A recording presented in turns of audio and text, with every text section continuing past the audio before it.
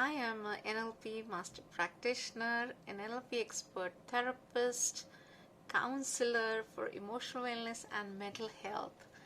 I have a brand name called Heal Couch, and I have offices and clinics located at Pune, Navi Mumbai, and Dubai. Right now, I am taking counseling due to COVID lockdown across the world, almost all countries, on my Zoom, as well as on live video chat, as well as on a video call. All right, so today I'm going to talk about rejection and why people get rejected and what can they do to power themselves up again. So let's talk about rejections. There was a time years ago, centuries ago, you could actually die from being rejected. People lived in tribes or groups, all right, and people were closely knit together in a society, and you did something out of the norm, they would just kick you out of the tribe, and they had to stay out of the city. So, for example, we put difficult prisoners in isolation. Parents send most naughty children back into the class, into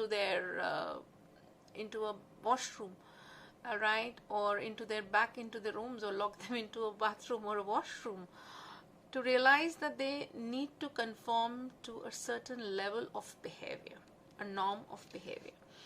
So even in the 11th century church, there used to be a banishment window in a church, so that when the church service began, they told all these people who did not conform to the norms of the society, they could not go to the service. They had to go out and sit in the banishment window, and you could not see the service, or you could not speak or meet any normal people there.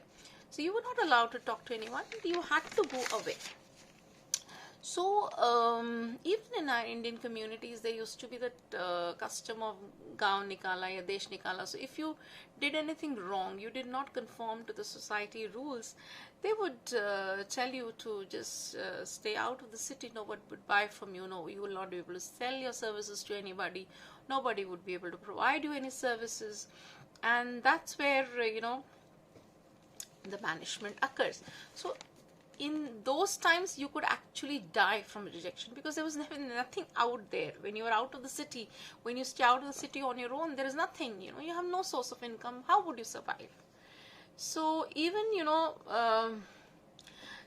during the Romeo and Juliet times, where it is mentioned that they said that we'll banish you, it means you want to go live outside your city limits, and that meant, frankly, you were either eaten by other wild animals, or you could die from cold or starvation or something of that sort.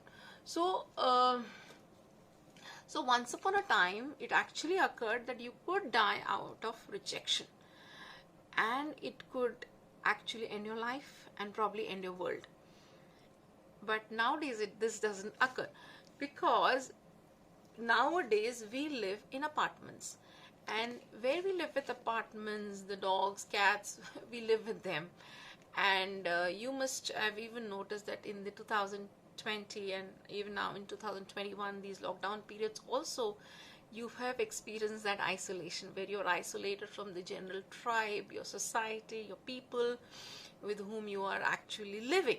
So it just feels like that, it just feels that, that you are in an isolation. So you also have that feeling of bit of rejection. It just feels that, but then you just can't be rejected for this. Okay, so remember, one thing is, for people who feel rejected all the time, I'm talking of that, for people who feel rejected all the time, it just feels like that to you. It's not actually the truth, because according to me, nobody can reject you without your permission. You have given them permission. You have given them the levy that they can reject you, or they can pass a judgment over you. So, or so that they can say mean things to you. They can say horrible things about you. But it's up to you, and you alone, to choose to not let all that affect you. It's your choice. You always have that choice. You know, my clients sometimes, the therapy clients, they tell me they feel so rejected at times. They feel that the entire world is against them. They feel so rejected. They feel dejected, and they feel as if, you know, when they are dumped by the boyfriends, the partners, they've been fired from their jobs, you know. But then what happens to them? They do come back, and they come back for sure. You know, it's possible that other people can be critical. They can be absolutely mean to you. They can say horrible things about you. But it is up to you to not to let it affect you. So, okay, you can sometimes say they're saying those mean things because probably they've had a bad day and they're taking it out on us or me. So remember, such people are critical people.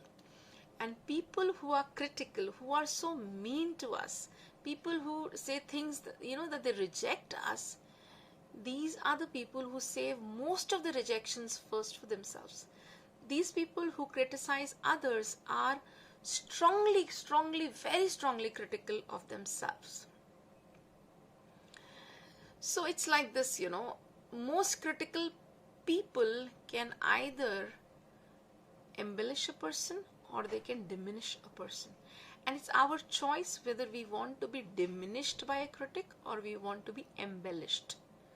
Alright, so what can we do about it? 3 things. First and the foremost, always say a big thank you with a smile. Say thank you to them is because of you I had a courage to change. Remember, every person comes into your life for a reason or for a season. If they are there for a reason, that is the reason is for you to change the course of your life.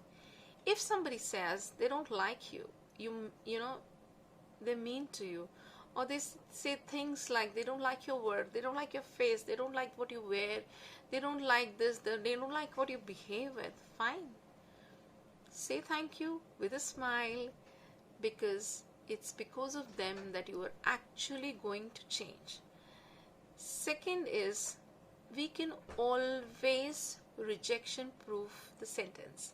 For example, people can say all the horrible and mean things about us, about me, okay, whatever they would feel like that, you know, I am this, I am that, and all these are horrible and mean things. So the thing is, there are people, they'll keep saying, it's up to me and up to my mind to not take it in. For example, I can rejection proof this sentence. For example, whatever they say, whatever says this, okay, you dress badly, whatever, all right. So how do I take it in my mind? Okay, you say that I dress badly, and in the end, I'm going to append a sentence which says, fine, you say that I dress badly, but then that's your personal opinion. And it doesn't matter what your opinion is, because it's not even true. So whenever I hear anything bad about myself, I don't get back into the critic mode. I don't absorb it. What I say is I append a sentence at the end of it. And I always, this has been a practice for years. Whenever I hear something bad about myself, loose comments, all right, what I do is at the end of it, I say, yes, and that's your personal opinion, and it's not necessary that your personal opinion may be true. I create a doubt in my mind. My mind will never focus on that, and it will never make it a reality. So rejection proof your sentence. People can talk all the nonsense they want in the world. They are frustrated people themselves. They criticize themselves the most, so why won't they criticize you? It's up to us not to take in that rejection. All right.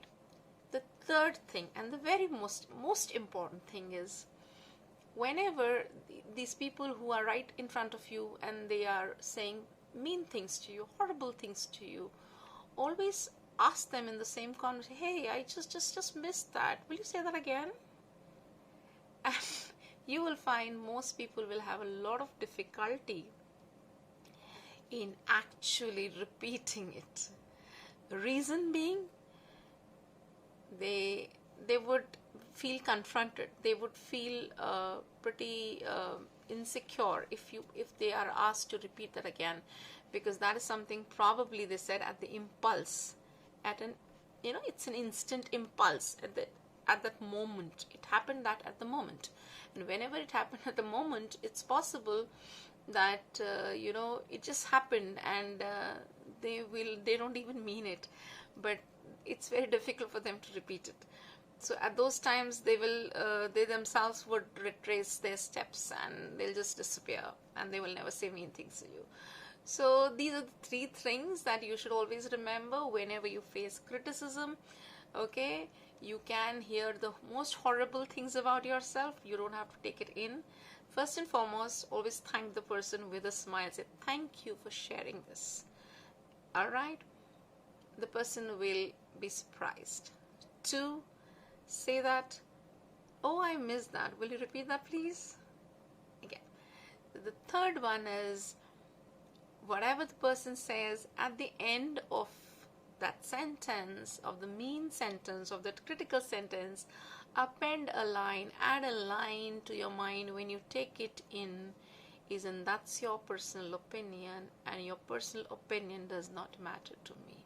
Or it's your personal opinion, and it doesn't matter whether that opinion is true or false.